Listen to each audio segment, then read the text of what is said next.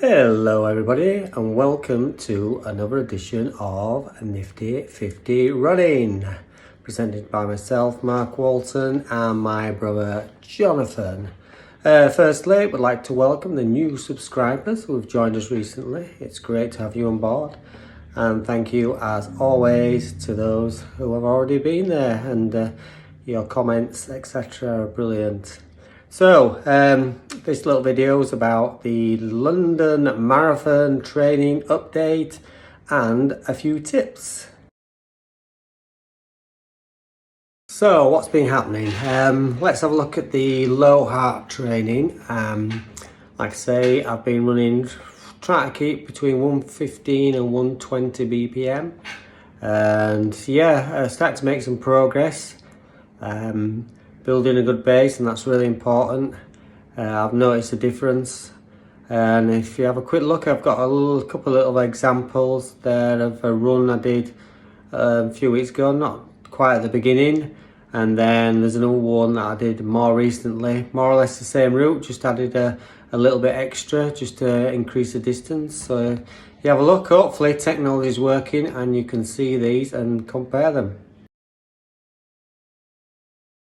The first one, that I could see nearly 10 minutes a mile, and that was a sort of downhill start, running along the canal, turning around, coming back, and uphill all the way back. And there was quite a lot of walking, just to maintain that 120 top limit.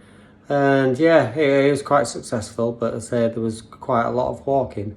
Now, if we have a look at the other one, technology's worked. You'll see about 20 seconds a mile faster and more or less the same route with, an extra little bit added as well. And also, one of the reasons the mile pace was quicker was due to less walking. So there you can see the progress, and hopefully that sort of influences somebody and they think, yeah, this can work, and as you can see, it does. So on to speed work. On the Tuesdays, we're doing the shorter ones. Started off at 800 on, 400 off, and the sort of first ones I was having to sort of have a rest in between, get breath back. It's been a while since I've done any speed work. Been lazy, I guess. But yeah, that was improving, and then I sort of changed it a little bit to do 1200 on, 400 off. And on the last session, decided to push it a little bit harder, so I did 400. Had a break till I got my breath back, the heart rate dropped, and then did it again. And that's it. The short ones can be adapted. Try and do what's best for you. And I think what's most important is the recovery time. Probably find that the more you do it, you'll get a little bit quicker, and the recovery time will be less. But I think at first it's just the recovery time that'll improve. The speed will come, in a little while. And on Thursdays, we normally do the longer one, which was started off as 2 mile on, 1 off, and repeating that. I've changed that a little bit now. What I'm trying to do is, because obviously the marathon, I won't be stopping and starting, I'm just trying to run, try and keep the heart rate around 140 tops, and see how long I can run for an hour at that place, and see how comfortable it is. And I say on my last run, I have got a little injury, which I'll tell you about later.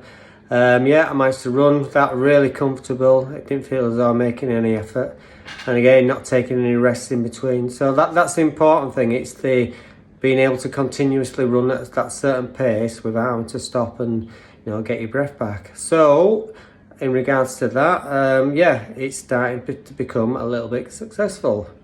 I do have some little tips that I've seen to be working, but I just wanted to tell you about my little injury.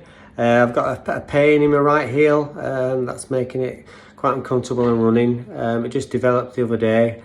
It sort of eased off, and then I went for a run next day, and I had to stop and made the sensible decision. Probably a while ago I'd have carried on, but I thought no, in the long term, let's look after it. Managed to run on the track on it yesterday, but the track's lovely and soft and forgiving, and wore my thickest, comfiest shoes, and yeah, it went well. So yeah, I'm just managing that at the moment, but I'm hoping it's only a setback for a couple of days. So anyway, tip number 1. Tip number 1 is be patient. The low heart runs, like I said, it isn't going to be speeding up overnight. You have to stick at it.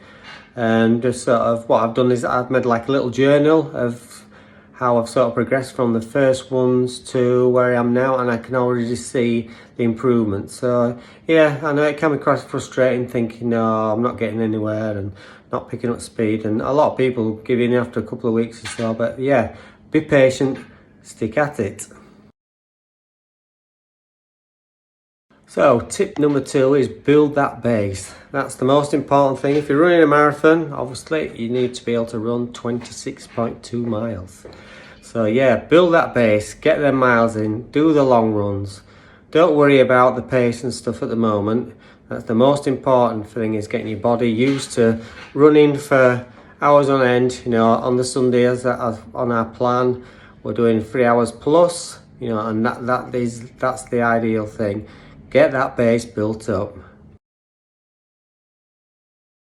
Tip number 3 is work on your mindset and your form on these slow runs. I'd say it's an ideal opportunity. I know you're not striding as much, but it's a chance to sort of figure out how you carry your arms, you know, where you place your feet, etc. And sort of think in your head what it's going to be like at the back end of the marathon. We all know that the first 20 miles you're just running, and it's the last 6 miles you're digging in, and sort of try and run those long runs without sort of any fuel and stuff. So it is hard at the end, and just sort of simulate what the marathon will be like, you know. But I say try and work on your mindset, thinking positively running, you know, and you know, 3 hours in, 3.5 hours in, try and sort of remain positive, telling yourself you can keep going, you know, and that'll stand you in good stead for the actual race itself.